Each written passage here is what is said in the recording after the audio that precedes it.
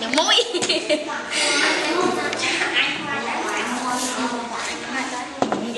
Có phải chết đấy chứ?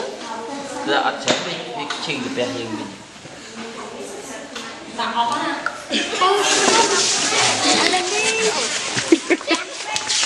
Ôi là. Nè, cho nè. Quay ra hết. Dans l'autre sens. Bánh quay các bạn. Cho mình đau đất là cái tôi chúng tôi thùng. Nà tôi chua mông Mets toi avec. Khỏi vô, tôi một không. Tôi một. Đang kêu anh tôi một máu.